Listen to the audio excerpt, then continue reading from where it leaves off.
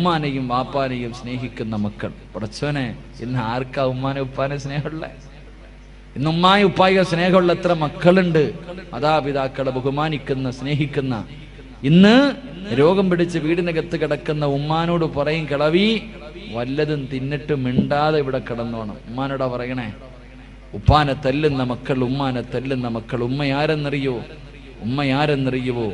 ഉമ്മയുടെ കാൽച്ചുവട്ടിലാണ് സ്വർഗം കിടക്കുന്നത് എന്ന് നബി മുഹമ്മദ് മുസ്തഫ. ഉമ്മയുടെ കാൽച്ചുവട്ടിലാ മോനെ സ്വർഗം. പോയി നോക്ക്. എൻ്റെ ഉമ്മയുടെ കാൽച്ചുവട്ടിലാണ് സ്വർഗം കിടക്കുന്നത്. വാപ്പയുടെ സ്ഥാനം എന്തെന്നറിയോ? വാപ്പയ്ക്ക് സ്ഥാനമില്ല എന്നല്ല, വാപ്പ സ്വർഗത്തിന്റെ മധ്യ കവാടമാണെന്ന് നബി മുഹമ്മദ് മുസ്തഫ. വാപ്പയും ഉമ്മയും അവരെ വേദനിപ്പിച്ചാൽ, അവരുടെ മനസ്സ് വേദനിപ്പിച്ചാൽ, ഖസ്റത് ദുനിയ വൽ ആഖിറ, നിന്റെ ദുനിയാവും ആഖിറവും നഷ്ടപ്പെട്ടു പോകും. അല്ലാഹു കാക്കുമാറാകട്ടെ, അല്ലാഹു കാക്കുമാറാകട്ടെ. എൻ്റെ പ്രിയമുള്ള സഹോദരങ്ങളെ, നമ്മുടെ മാതാപിതാക്കൾ, അവരുടെ മനസ്സ് വേദനിപ്പിക്കരുത്. ഏതൊരു കാരണവശാലും എന്തൊക്കെ വിഷയം സംഭവിച്ചാലും എൻ്റെ പ്രിയപ്പെട്ട പെങ്ങളോട് പറയും, കല്യാണം കഴിഞ്ഞാൽ പെണ്ണുങ്ങൾക്കൊരാഗ്രഹം, ഭർത്താവിൻ്റെ ഉമ്മാന് ഇഷ്ടമല്ല. എന്തെങ്കിലുമൊക്കെ പറഞ്ഞ് വഴക്കുണ്ടാക്കും. എന്തെങ്കിലുമൊക്കെ പറഞ്ഞ് വഴക്കുണ്ടാക്കിയിട്ട് മകനെയും ഉമ്മാനെയും രണ്ട് തട്ടിലാക്കും. എന്തിനാ? അവളുടെ ഭർത്താവിനെ ഒറ്റയ്ക്ക് കിട്ടാൻ. എൻ്റെ പ്രിയപ്പെട്ട സഹോദരിമാരോട് പറയാ, നിന്റെ ഭർത്താവിന്റെ ഉമ്മാനെ നീ എപ്പോഴും ഉമ്മയായിട്ട് നിനക്ക് സ്വർഗം വേണമെങ്കിൽ നീ നിന്റെ ഭർത്താവിന്റെ ഉമ്മാനെ ഉമ്മയായിട്ട് കാണണം.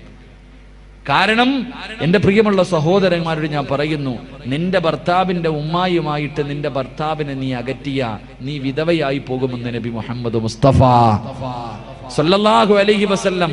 ഭർത്താവിനെയും ഉമ്മാനെയും തമ്മിലടിപ്പിച്ചിട്ട് ഒറ്റയ്ക്ക് പോയി സുഖിക്കാമെന്ന് നീ വിചാരിച്ച യോഗമില്ല പെങ്ങളെ.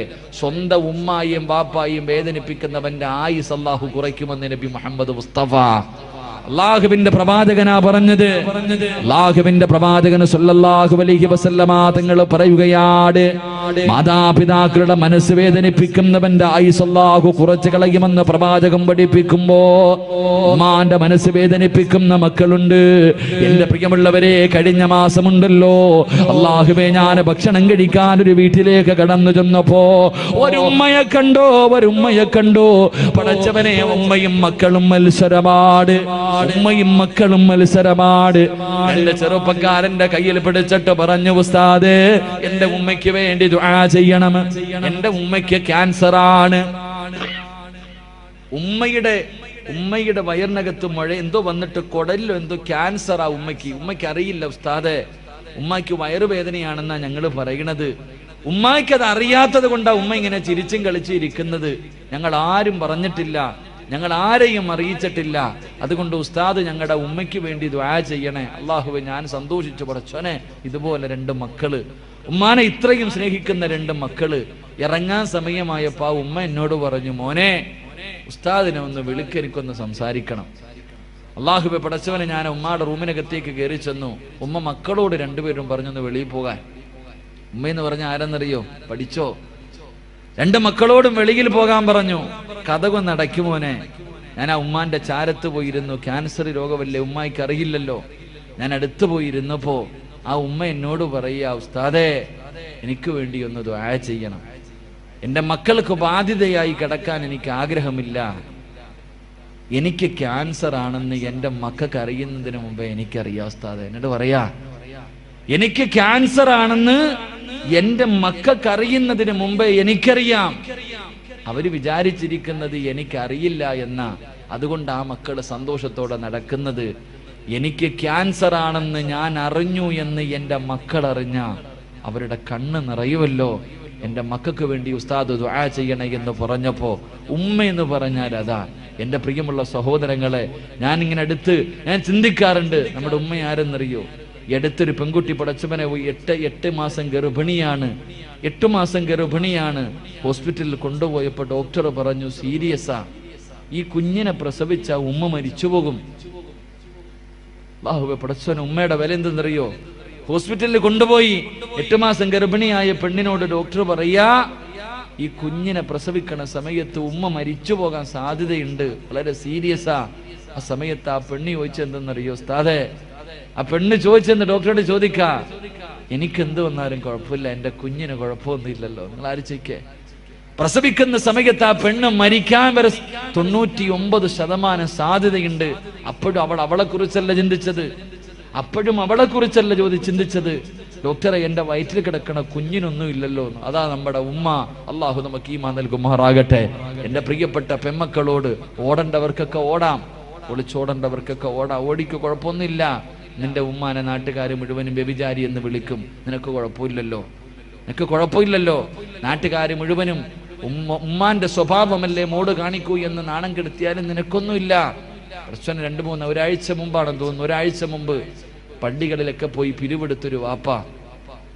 പള്ളിയിൽ എല്ലാ വെള്ളിയാഴ്ച പള്ളിയിൽ പോയി പിരിവെടുക്കും തന്റെ മോളെ കെട്ടിക്കാൻ.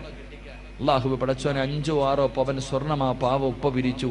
ഞായറാഴ്ച കല്യാണം, വെള്ളിയാഴ്ച വൈകിട്ട് പള്ളിയിൽ നിന്ന് പിരിവായിട്ട് വാപ്പ വന്നപ്പോ പടച്ചോനെ ആ പെൺകുട്ടി ഒരുത്തന്റെ കൂടെ ഒളിച്ചോടിപ്പോയി. അള്ളാഹു ആ വാപ്പ വീണതാ ഇതുവരെ എഴുന്നേറ്റിട്ടില്ല. അള്ളാഹു അദ്ദേഹത്തിന് ആഫിയത്ത് കൊടുക്കുമാറാകട്ടെ. ഓടേണ്ടവർക്കൊക്കെ ഓടാ. എൻ്റെ മുസ്ലിം പെണ്ണുങ്ങളോട് ഞാൻ ചോദിക്കട്ടെ, എനിക്ക് അഭിമാനമുണ്ട് പെണ്ണെ. എൻ്റെ ചെറുപ്പക്കാരികളായ പെൺകുട്ടികളോട് പറയടി, എൻ്റെ പെങ്ങളോട് ഞാൻ പറയാ, പൊന്നുമോളെ, ഈ നാട്ടിൽ ഈ കൂട്ടത്തിലൊരു പെണ്ണിരിപ്പുണ്ട്. ഞാൻ പറയാ, സഹാബി വനിതയുടെ ചരിത്രമൊന്നും ഞാൻ പറയില്ല. നിങ്ങളുടെ കൂട്ടത്തിൽ ഒരു പെൺകുട്ടി ഇരിപ്പുണ്ട്, 34 വയസ്സുണ്ട് ആ പെണ്ണിനെട്ടാ. എടി, അവളാണ് നല്ല ഉപ്പായ്ക്കും ഉമ്മായ്ക്കും പറഞ്ഞവള്. ഞാൻ പറഞ്ഞു തരും, നിങ്ങൾക്ക് ഇഷ്ടപ്പെട്ടില്ലെങ്കിൽ ഞാൻ പറയും. 34 വയസ്സുള്ളൊരു പെൺകുട്ടി ഈ സദസ്സിനകത്തിരിപ്പുണ്ട്. അവളെ പോലെ നമ്മുടെ മക്കളെ അള്ളാഹു ആക്കി തരാൻ വേണ്ടി ദുആ ചെയ്യും. ഞാൻ ദുആ ചെയ്യും. കാരണം ആ 34 വയസ്സുള്ള പെൺകുട്ടി എന്നോട് കരുന്ന് വിളിച്ചിട്ട് പറഞ്ഞു, ഉസ്താദേ, എനിക്ക് വേണ്ടി ദുആ ചെയ്യണം. എൻ്റെ കല്യാണം ഇതുവരെ നടന്നിട്ടില്ല. എൻ്റെ വാപ്പ മരണപ്പെട്ടു പോയി ഉസ്താദെ. 34 കൊല്ലമായി. ഇന്ന് ഞാൻ അള്ളാനെ പേടിച്ചാ ജീവിക്കണത്, അള്ളാനെ പേടിച്ചാ ഞാൻ ജീവിക്കുന്നത്. പടച്ചവനെ, എനിക്കൊരു നല്ല ജീവിതം കിട്ടാൻ ഒരു സ്വന്തം സഹോദരനെ പോലെ എനിക്ക് വേണ്ടി ദുആ ചെയ്യണേ എന്ന് പറഞ്ഞൊരു പെണ്ണി സദസ്സിലിരിക്കുന്നുണ്ട്. അള്ളാഹുവേ, അവളാ മോളെ പെണ്ണ്. 34 കൊല്ലമായിട്ടും അവൾക്കും വിചാരമുണ്ടായിട്ടും അള്ളാഹുവിനെ പേടിച്ച് കഴിയുന്നവൾ. എന്നെങ്കിലും ഒരിക്കൽ അള്ളാഹു നല്ല ഒരു ജീവിതം തരുമെന്ന പ്രതീക്ഷയോടെ ഈ സദസ്സിൽ ആ പൊന്നുമോളിരിപ്പുണ്ട്. അള്ളാഹുവേ, ആ മകൾക്ക് നീ നല്ലൊരു ജീവിതം കൊടുക്കണേ പടച്ചവനെ. അള്ളാഹുവേ, നീ നല്ലൊരു ജീവിതം കൊടുക്കണേ പടച്ചവനെ. മുസ്ലിം പെണ്ണെന്ന് പറഞ്ഞാൽ അങ്ങനെ, അല്ലാതെ തിന്നിട്ട് നിനക്ക് കൊഴുപ്പ് കൂടുമ്പോ, തിന്നിട്ട് എല്ലിനകത്ത് കൊഴുപ്പ് കൂറുമ്പോ പടച്ചവനെ, പടച്ച റബ്ബിന്റെ ദീനിനെ ചവിട്ടി തേച്ചിട്ട് സ്വന്തം ഉപ്പാനെ ഉമ്മാനെയും സമൂഹത്തിന്റെ മുന്നിൽ നാണം കെടുത്തിയിട്ട് പോയാ നിന്നെ അള്ളാഹു വെറുതെ വിടത്തില്ല. അള്ളാഹു നമുക്ക് ഈമാൻ നൽകി അനുഗ്രഹിക്കുമാറാകട്ടെ. എന്റെ പ്രിയമുള്ളവരെ, ചരിത്രം സാക്ഷിയാണ്. ഉസ്താദന്മാര് പറയും, ഇങ്ങനൊക്കെ പോകുന്നവള് പുഴുത്തു ചാകൂന്ന് പറയുമ്പോ ഇവരാരടാ പറയാൻ അവകാശം? ഇവർക്ക് പറയാൻ എന്ത് അവകാശം? എന്റെ പ്രിയപ്പെട്ട പെങ്ങളെ, ചരിത്രം സാക്ഷിയാ. ഉമ്മയുടെ മനസ്സ് വേദനിപ്പിച്ചാൽ എന്റെ പ്രിയമുള്ള സഹോദരിമാരോട്, ലാഹുവേ, ഈ സദസ്സിലിരിക്കുന്ന ഏതെങ്കിലും ഒരു പെൺകുട്ടി, ലാഹുവേ, ഉപ്പയും ഉമ്മയുടെയും മനസ്സ് വേദനിപ്പിക്കുന്ന ഏതെങ്കിലും ഒരു പൊന്നുമോളോ മോനോ ഈ സദസ്സിലുണ്ടെങ്കിൽ ഈ ദുനിയാവിൽ വെച്ച് നിനക്ക് കിട്ടും പെണ്ണ്. ഈ ദുനിയാവിൽ വെച്ച് തന്നെ അള്ളാഹു നിനക്ക് ശിക്ഷ തരും പെണ്ണ്. എന്റെ പ്രിയമുള്ള സഹോദരാ, ഫദൽ എന്ന് പറയുന്ന ഒരു ചെറുപ്പക്കാരന്റെ ചരിത്രം കാണാ. ഫദൽ എന്ന് പറയുന്ന ഒരു ചെറുപ്പക്കാരനുണ്ട്. അല്ലാഹുവേ, പടച്ചവനെ, ഉമ്മ മാത്രമേ ഉള്ളൂ. ഫദൽ എന്ന് പറയുന്ന ചെറുപ്പക്കാരൻ ഒരു ദിവസം കൂട്ടുകാര് മുഴുവനും പറഞ്ഞു, ഫദലേ, ഞങ്ങളെല്ലാവരും മക്കയിൽ പോകുകയാ, ഞങ്ങളെല്ലാവരും കഅബ കാണാൻ പോവുകയാ. ഫദലേ, നീ കൂടെ ഞങ്ങളുടെ കൂടെ വരുന്നു. ഫദൽ എന്ന് പറയുന്ന ചെറുപ്പക്കാരൻ പറഞ്ഞു, ഞാൻ എൻ്റെ ഉമ്മയോട് ചോദിക്കട്ടെ. ഫദൽ എന്ന് പറയുന്ന ചെറുപ്പക്കാരൻ വീട്ടിൽ ചെന്നിട്ട് തന്റെ ഉമ്മയോട് ചോദിച്ചു, ഉമ്മ, അല്ലാഹുവിന്റെ കഅബ കാണണമെന്ന് വല്ലാത്ത ആഗ്രഹമോ. എന്റെ കൂട്ടുകാർ മുഴുവനും കഅബ കാണാൻ പോവുകയാണ്, ഞാനും കൂടെ പോകട്ടെ ഉമ്മ, ഉമ്മ പറഞ്ഞു, മോനെ ഫദിലേ, നീ പോയാൽ എനിക്ക് ആരാണടാ ഉള്ളത്? എനിക്ക് ഭക്ഷണം തരാ, എന്റെ കാര്യങ്ങളെ നോക്കാൻ ആരുമില്ലല്ലോ. എന്റെ പൊന്നുമോര് പോകണ്ട എന്ന് ഫദിൽ എന്ന് പറയുന്ന മകനോട് പറയുമ്പോ കൂട്ടുകാരുടെ മുന്നിൽ ചെന്നിട്ട് പറഞ്ഞു എന്റെ ഉമ്മ എനിക്ക് അനുവാദം തന്നില്ല. കൂട്ടുകാർ മുഴുവനും കളിയാക്കുകയാണ്. അള്ളാഹുവിന്റെ കഅബ കാണാൻ പോലും നിന്റെ ഉമ്മ നിനക്ക് അനുവാദം തരുന്നില്ലല്ലോ. കൂട്ടുകാർ മുഴുവനും കളിയാക്കിയിട്ട് അവിടെ നിന്ന് നടന്നു പോവുകയാണ്. ഫദ്ലെന്ന് പറയുന്ന ചെറുപ്പക്കാരൻ തന്റെ വീട്ടിലേക്ക് കടന്നു വന്നു.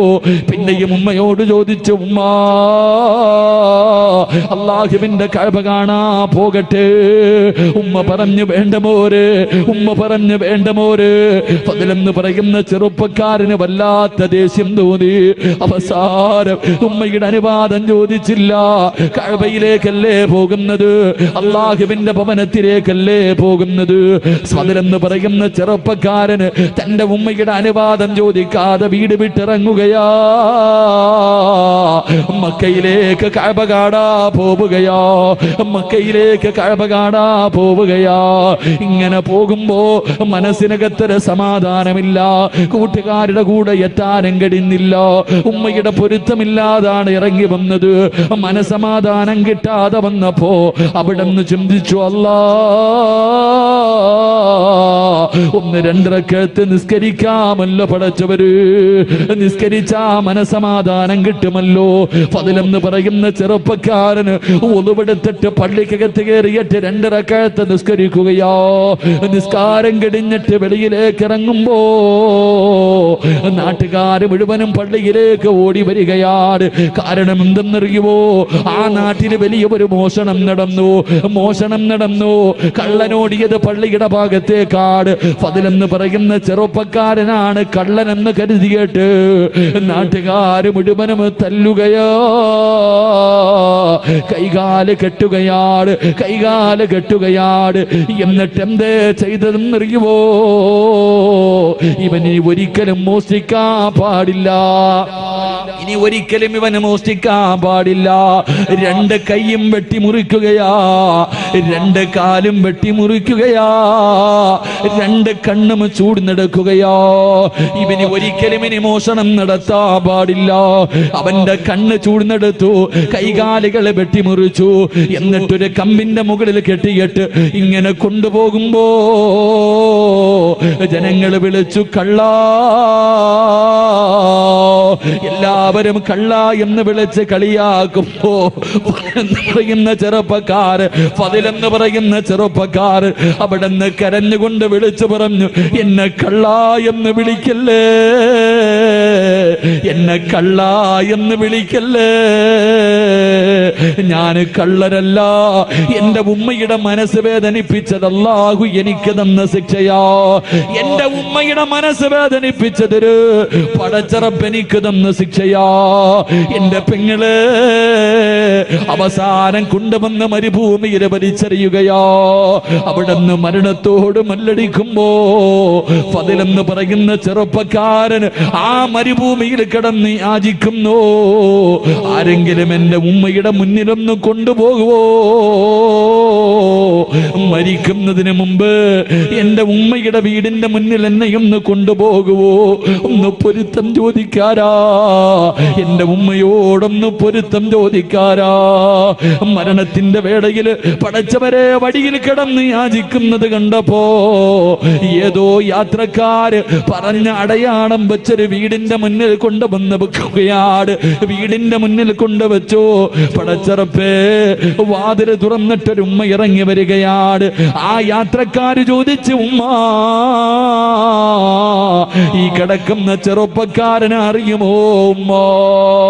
ഈ ചെറുപ്പക്കാരനെ അറിയുമോ ഉമ്മ? ആ ഉമ്മ നോക്കുമ്പോ കൈയില്ലാതെ കണ്ണില്ലാതെ കാലില്ലാതെ രക്തത്തിൽ കുളിച്ച് കിടക്കുന്ന ഒരു ചെറുപ്പക്കാരൻ. ആരാണെന്നറിയുന്നില്ല. ആ ഉമ്മ പറഞ്ഞു, മക്കളെ ഇതാരാണെന്ന് എനിക്കറിയില്ല എന്ന് പറയുമ്പോ തന്റെ പ്രിയപ്പെട്ട ഉമ്മയുടെ ശബ്ദം കേൾക്കുമ്പോ ഫദ്ല് വിളിക്കുന്നു, ഉമ്മ ഞാനാണുമ്മ. ഉമ്മയുടെ മനസ്സ് വേദനിപ്പിച്ചിട്ട് മക്കയിലേക്ക് പോയ ഫളിലാ ഉമ്മോ, എനിക്കല്ലാഹു ഈ ദുനിയാവിൽ വെച്ച് തന്നെ ശിക്ഷ തന്നു എന്ന് പറയുമ്പോ എന്റെ പ്രിയപ്പെട്ട പെങ്ങള്, ഉമ്മയുടെ മനസ്സ് വേദനിപ്പിച്ചിട്ട് ഒളിച്ചോടിയവളല്ല, കണ്ടവന്റെ കൂടെ പോയവളല്ല, സിനിമയ്ക്ക് പോയവളല്ല, കറങ്ങാൻ പോയവളല്ല, കളിക്കാൻ പോയവളല്ല, അല്ലാഹുവിന്റെ വിശുദ്ധമായ കഅബ കാണാൻ പോയ ഒരു മകന് അല്ലാഹു ദുനിയാവിൽ വെച്ച് തന്നെ ഇങ്ങനെ ഒരു ശിക്ഷ കൊടുത്തു എന്ന് പ്രവാചകം പഠിപ്പിക്കുമ്പോ ഇനി പറപെങ്ങള് രക്ഷപ്പെടുവോ മോള്, രക്ഷപ്പെടുവോ മോള്? വാപ്പയുടെയും ഉമ്മയുടെയും കണ്ണ് നിറയിപ്പിക്കുന്ന ചെറുപ്പക്കാരാ, എന്റെ പ്രിയപ്പെട്ട പെങ്ങള്, വല്ലാഹി സത്യം രക്ഷപ്പെടൂല മോള്, വല്ലാഹി സത്യം ഒരു കാലത്തും രക്ഷപ്പെടൂല. അതുകൊണ്ട് എന്റെ പ്രിയമുള്ളവരോട് പറയുകയാ, മാതാപിതാക്കളെ സ്നേഹിക്കണേ. ഉമ്മയുടെ കാൽച്ചുവട്ടിലാ സ്വർഗം കിടക്കുന്നത്, ഉമ്മയുടെ കാൽച്ചുവട്ടിലാ സ്വർഗം കിടക്കുന്നത്. അല്ലാഹുവേ, എന്റെ പ്രിയപ്പെട്ടവരെ, നമ്മുടെ മാതാപിതാക്കള് സ്വന്തം ഉമ്മാനെ ചീത്ത വിളിക്കുന്നവരുണ്ട്, ഉമ്മാനെ ചീത്ത വിളിക്കുന്നവരുണ്ട്, തല്ലുന്നവരുണ്ട്, ഉമ്മാനെ വഴക്ക് പറയുന്ന മക്കളുണ്ട്. എന്റെ പ്രിയപ്പെട്ട ചെറുപ്പക്കാരാ, അങ്ങനെ കഴിയുന്നടാ. ഇന്ന് ലക്ഷങ്ങൾ മുടക്കിയിട്ട്, ഇന്ന് ലക്ഷങ്ങൾ ചെലവഴിച്ചിട്ട് നിന്നെ ഒരു മനോഹരമായ വീട് കെട്ടി, നീ ഒരു മനോഹരമായ വീട് കെട്ടി, ആ വീടിനകത്ത് സുഖമില്ല, രോഗം പിടിച്ച് കിടക്കുന്ന നിന്റെ ഉമ്മയൊന്ന് കാർക്കിച്ചു തുപ്പിയാൽ, രോഗം പിടിച്ച് ബോധമില്ലാതെ കിടക്കുന്ന ഉമ്മ നിന്റെ വീടിന്റെ ബെഡ്റൂമിനകത്തൊന്ന് മൂത്രമൊഴിച്ചാൽ, അല്ലാഹുവേ, മാന വഴക്ക് പറയുന്ന മക്കളുണ്ടല്ലോ, മാന ചീത്ത വിളിക്കുന്ന മക്കളുണ്ടല്ലോ. എടാ, നിന്റെ വീടിന്റെ ബെഡ്റൂമിനകത്ത് നിന്റെ ഉമ്മയൊന്ന് തുപ്പിയപ്പോ നിനക്ക് സഹിച്ചില്ലല്ലോ, നിന്റെ ഉമ്മയൊന്ന് ബെഡിൽ മൂത്രമൊഴിച്ചപ്പോ അറിഞ്ഞുകൊണ്ടല്ലോ, അറിയാതെ അല്ലേ പോരെ? ആ പാവങ്ങൾ അങ്ങനെ ഒന്ന് വിസർജനം നടത്തിയപ്പോ നിന്റെ ഉമ്മാനെ വഴക്ക് പറയുന്ന ചെറുപ്പക്കാരാ, നീ എവിടെ കിടന്നാടാ മൂത്രമൊഴിച്ചതെന്നറിയോ? നീ എവിടെ കിടന്നാണ് മൂത്രമൊഴിച്ചതെന്നറിയോ? ഉമ്മാന്റെ നെഞ്ചത്ത് കിടന്ന് നീ എത്ര പ്രാവശ്യം മൂത്രമൊഴിച്ചടാ? നിന്റെ ഉമ്മ ബെഡിലല്ലേ കഴുകിയാ പോകുമല്ലോ, നീ ഉമ്മയുടെ ശരീരത്ത് കിടന്ന് വിസർജനം നടത്തിയില്ലേ? നീ നിന്റെ ഉമ്മ നിന്റെ വീട്ടിലെന്ന് തുപ്പിയപ്പോ നിനക്ക് വല്ലാത്ത ദേഷ്യം വന്നു. എത്ര പ്രാവശ്യം നിന്റെ ഉമ്മയുടെ മുഖത്തുകൂടെ നീ ഛർദിച്ചടാ?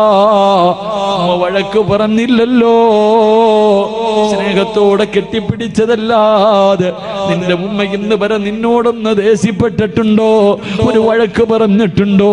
ആ പാവപ്പെട്ട ഉമ്മയുടെ ഇന്നത്തെ അവസ്ഥ എന്തേ ചെറുപ്പക്കാരാ? മോനെ, എങ്ങനെ കഴിയുന്ന ചെറുപ്പക്കാരാ? എത്ര വേദന സഹിച്ചിട്ടുണ്ടാകും മോര്? 9.5 മാസക്കാലം ആ ഉമ്മയല്ലേടാ വയറ്റത്ത് ചുമന്നുകൊണ്ട് നടന്നത്. ഒന്ന് ഭക്ഷണം കഴിക്കാൻ കഴിയില്ലല്ലോ, ഒന്ന് നടക്കാൻ കഴിയില്ലല്ലോ, ഒന്ന് കിടക്കാൻ കഴിയില്ലല്ലോ. പടച്ചിറപ്പേ, 9.5 മാസക്കാലം നിന്നെ വയറ്റിൽ ചുമന്നുകൊണ്ട് നടന്നു. മരണവേദനയുടെ വേദനയിൽ നിന്ന് പ്രസവിച്ചു. നിന്നെ പാല് തന്നിട്ട് നിന്നെ ഇത്രയും കൊല്ലം പോറ്റി വളർത്തിയില്ലേടാ? നിനക്കെങ്ങനെയാ നിന്റെ ഉമ്മയുടെ മനസ്സ് വേദനിപ്പിക്കാൻ കഴിയുന്നത്? വാപ്പയെ വേദനിപ്പിക്കാൻ കഴിയുന്നത്? കുത്തുവാക്ക് പറയാൻ കഴിയുന്നത്? എന്റെ പ്രിയമുള്ള ചെറുപ്പക്കാരാ, ഉമ്മയെ സ്നേഹിക്കുമോരെ, വാപ്പയെ സ്നേഹിക്കുമോരെ, അവര് മരിക്കുന്ന കാലം വരെ നോക്കിയാ പോര്. അവരുടെ പൊരുത്തമില്ലെങ്കിൽ നിനക്ക് രക്ഷപ്പെടാൻ കഴിയില്ല ചെറുപ്പക്കാരാ. അല്ലാഹുവേ, ഉമ്മക്ക് അല്ലാഹുവേ, പടച്ചവനെ, ഞങ്ങളുടെ ജീവിച്ചിരിക്കുന്ന മാതാപിതാക്കൾക്ക് നീ ആഫിയത്തും ദീർഘായുസ്സും നൽകണേ അല്ലാ. അല്ലാഹുവേ, പടച്ചവരെ, രോഗം പിടിച്ചിട്ട് വേദന സഹിക്കാൻ കഴിയാതെ വീടിനകത്ത് കിടന്ന് കരയുന്നത് കാണേണ്ട അവസ്ഥ തരല്ലേ അല്ലാ. അല്ലാഹുവേ, മരണപ്പെട്ടു പോയി ഞങ്ങളുടെ വാപ്പയുടെയും ഉമ്മയുടെയും ഖബർ നീ സ്വർഗ്ഗ പൂങ്കാവനമാക്കണേ അല്ലാ. അവരുടെ ഖബർ വിശാലമാക്കണേ റബ്ബേ. അല്ലാഹുവേ, സ്വർഗ്ഗത്തിന്റെ കവാടം അവരുടെ ഖബറിനകത്ത് തുറന്നു കൊടുക്കണേ അല്ലാ. അല്ലാഹുവേ, ഞങ്ങളെയും കാത്ത് സ്വർഗത്തിന്റെ കവാടത്തിന്റെ മുന്നിൽ ഞങ്ങളുടെ മാതാപിതാക്കളെ കാത്തു നിൽക്കണേ അല്ലോ. അവരെ സ്വർഗത്തിൽ കൊണ്ടുപോകുന്ന മക്കളായി ഞങ്ങളെ നീ സ്വീകരിക്കണേ റബ്ബേ. ഈ സദസ് അതിനൊരു സബബാക്കണേ അല്ലാ. സംഘാടകരെ ബക്കറ്റുമായിട്ട് നിങ്ങളുടെ മുന്നിലേക്ക് വരികയാ. മനസ്സറിഞ്ഞിട്ടൊരു സദക്ക നിങ്ങൾക്ക് വേണ്ടിയല്ല, നിങ്ങൾക്ക് വേണ്ടിയല്ല, നിങ്ങൾക്ക് ജന്മം നൽകിയ നിങ്ങളുടെ വാപ്പയ്ക്കും ഉമ്മയ്ക്കും വേണ്ടി. അള്ളാഹുവെ 10-25 പെൺകുട്ടികളുടെ കല്യാണം നടത്തുന്ന സംഘാടകരാ, നിങ്ങളുടെ മുന്നിലേക്ക് വരുമ്പോ നിന്റെ ഉമ്മാനെ നിനക്ക് ഓർമ്മ വരണം, നിന്റെ ഉപ്പാനെ നിനക്ക് ഓർമ്മ വരണം. മരിച്ച് കബറിൽ കിടക്കുന്ന ആ പാവങ്ങളുടെ കബറിനകത്ത് ഇന്ന് സ്വർഗത്തിന്റെ കവാടം തുറക്കണമെന്ന ഒരു നിയത്തോടെ ഒരു ജാരിയായ സദക്ക. ബിസ്മില്ല, എല്ലാവരും കൈകൊണ്ടെടുത്തോ. ബിസ്മില്ല. സ്വല്ലല്ലാഹു അലാ മുഹമ്മദ് സ്വല്ലല്ലാഹു അലൈഹി വസല്ലം. സ്വല്ലല്ലാഹു അലാ മുഹമ്മദ് സ്വല്ലല്ലാഹു അലൈഹി വസല്ലം. അല്ലാഹുമ്മ സ്വല്ലി അലാ മുഹമ്മദ് യാ റബ്ബി സല്ലി അലൈഹി വസല്ലം. അല്ലാഹുവേ, ആരെല്ലാം സദഖ കൊടുക്കുന്നു അല്ലാഹുവേ മാതാപിതാക്കളുടെ പൊരുത്തം നൽകി അനുഗ്രഹിക്കണേ പടച്ചവനെ. ജീവിച്ചിരിക്കുന്നവർക്ക് ആഫിയത്തും ദീർഘായുസ്സും നൽകണേ റഹ്മാനെ. മരണപ്പെട്ടവരുടെ കബറിടം നീ വിശാലമാക്കണേ അല്ലാ. കബറിനകത്ത് കിടന്നിട്ട് ഞങ്ങളുടെ വാപ്പയും ഉമ്മയും ഞങ്ങൾക്ക് വേണ്ടി ദുആ ചെയ്യണേ പടച്ചവനെ. ഈ സദഖ അതിനൊരു സബബാക്കണേ അല്ലാ. അല്ലാഹു കബൂലാക്കുമാറാകട്ടെ. ഞാൻ നിർത്തുകയാ. എൻ്റെ പ്രിയമുള്ള സഹോദരങ്ങളെ, മാതാപിതാക്കളെ സ്നേഹിക്കുന്ന മകൻ അല്ലാഹു കൊടുക്കുന്ന പ്രതിഫലം എന്തെന്നറിയോ? വാപ്പയെയും ഉമ്മയെയും സ്നേഹിക്കുന്ന മക്കൾക്ക് അല്ലാഹു കൊടുക്കുന്ന പ്രതിഫലം മഹാനായ നബി മുഹമ്മദ് മുസ്തഫ സല്ലല്ലാഹു അലൈഹി വസല്ലമ തങ്ങൾ അല്ലാഹുവിന്റെ പ്രവാചകന് സ്വർഗത്തിലൂടെ കടന്നു പോകുമ്പോൾ, അല്ലാഹുവിന്റെ പ്രവാചകൻ സല്ലല്ലാഹു അലൈഹി വസല്ലമ തങ്ങൾ സ്വർഗത്തിലൂടെ കടന്നു പോകുമ്പോൾ ഒരു സ്വഹാബി സ്വർഗത്തിന്റെ മധ്യഭാഗത്തൊരു കൊട്ടാരത്തിനകത്തിരുന്ന് ഖുർആൻ ഓതുകയാണ്.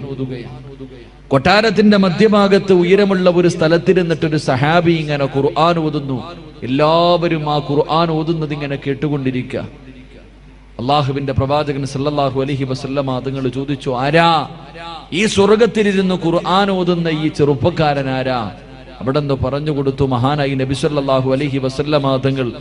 ആയിഷാ ബീവി റളിയല്ലാഹു തആല അൻഹയുടെ ചരിത്രം പറഞ്ഞു കൊടുക്കുമ്പോൾ ആയിഷാ ബീവി റളിയല്ലാഹു തആല അൻഹ ചോദിച്ചു, ആരാ നബിയേ സ്വർഗത്തിലിരുന്ന് ഖുർആൻ ഓതുന്ന ചെറുപ്പക്കാരൻ ആടാ? അവിടെ നിന്ന് പറഞ്ഞു, ഹാരിസ് ഇബ്നു നുഅ്മാൻ റളിയല്ലാഹു തആല അൻഹു.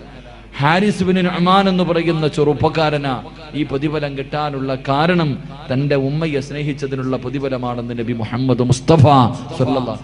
സ്വർഗത്തിലിരുന്ന് ഖുർആൻ ഓതാൻ പറ്റുന്ന സ്വർഗത്തിലെ ഉയർന്ന പദവി അല്ലാഹു നൽകും. അല്ലാഹു നൽകി അനുഗ്രഹിക്കുമാറാകട്ടെ. അതുകൊണ്ട് എൻ്റെ പ്രിയപ്പെട്ട സഹോദരങ്ങളോട് സഹോദരിമാരോട് നമ്മുടെ ഉമ്മാനെയും ഉപ്പാനെയും ഒരു കാലത്തും അവരുടെ മനസ്സ് വേദനിപ്പിക്കരുത്. അവരുടെ കണ്ണ് നിറയുന്ന ഒന്നും ചെയ്യാൻ പാടില്ല. അവർ നമ്മളെ എന്തൊക്കെ ചെയ്താലും എത്ര തല്ലിയാലും. ചില ചെറുപ്പക്കാർ ചോദിക്കും, ഉമ്മയുടെ സ്വഭാവം വളരെ മോശമാ ഉസ്താദെ, എന്ത് ചെയ്യാനാ? എന്ത് ചെയ്താലും നമ്മുടെ ഉമ്മ തന്നെയാ. ഉമ്മയ്ക്ക് പകരം വെക്കാൻ ഒന്നും കഴിയില്ല. അള്ളാഹു നമ്മുടെ ഉമ്മയ്ക്ക് ദീർഘായുസ് നൽകി അനുഗ്രഹിക്കുമാറാകട്ടെ. നമ്മുടെ ഉമ്മയ്ക്ക് എല്ലാവർക്കും ഉമ്മയോട് വല്ലാത്ത സ്നേഹമാ. എൻ്റെ പ്രിയപ്പെട്ട സഹോദരിമാരോട്, എൻ്റെ പ്രിയപ്പെട്ട സഹോദരങ്ങളോട്, എൻ്റെ പ്രിയപ്പെട്ട കൊച്ചുമക്കളോട്, എൻ്റെ പ്രിയപ്പെട്ട ഉമ്മമാരോട് പറയുക, നിങ്ങളുടെ മക്കൾ വഴിപിടയ്ക്കാനുള്ള കാരണം നിങ്ങൾ തന്നെയാണ്. നിങ്ങളുടെ അടുത്ത് ഞാൻ വയലിന് വന്നപ്പോൾ ഒരു കുട്ടിയെ വളർത്താനുള്ള വഴികൾ മുഴുവനും ഞാൻ പറഞ്ഞു തന്നു. അവിടെ നിന്ന് 10 മണിക്ക് വയൽ അവസാനിപ്പിക്കേണ്ടി വന്നു. എങ്ങനെ ആദ്യം ദുആ ചെയ്യണം, നല്ല പെണ്ണിന്റെ വയറ്റിലെ നല്ല മക്കൾ പിറക്കൂ. വിവാഹത്തിന് മുമ്പുള്ള കുറേ കാര്യങ്ങൾ പറഞ്ഞു. പ്രസവം വരെ ഞാൻ പറഞ്ഞിട്ടാണ് നിർത്തിയത്. പക്ഷെ ഒരു കാര്യം പറയാനുള്ള സമയം അവിടെ കിട്ടിയില്ല. എൻ്റെ പ്രിയമുള്ള സഹോദരങ്ങളെ, ഈ അടുത്തുള്ള കാര്യങ്ങൾ നിങ്ങൾ ചിന്തിച്ചു നോക്ക്. 9ാം ക്ലാസ്സിൽ പഠിക്കുന്ന ഒരു പെൺകുട്ടി, 9ാം ക്ലാസ്സിൽ പഠിക്കുന്ന ഒരു പെൺകുട്ടി ബാത്റൂമിനകത്ത് രാവിലെ സ്കൂളിൽ പോകുന്നതിന് മുമ്പ് ബാത്റൂമിനകത്ത് കയറിയിട്ട് വാതിൽ തുറക്കണില്ല. കുറേ സമയമായി വാതിൽ തുറക്കണില്ല. ഉമ്മ സംശയം തോന്നിയിട്ട് ചെന്ന് നോക്കുമ്പോൾ പടച്ചവനെ സെൽഫി എടുക്കുക. ബാത്റൂമിനകത്ത് നിന്നിട്ട് നല്ല ശബ്ദം കേൾക്കുന്നു. വാതിൽ ഉമ്മ ചവിട്ടി തുറന്നു.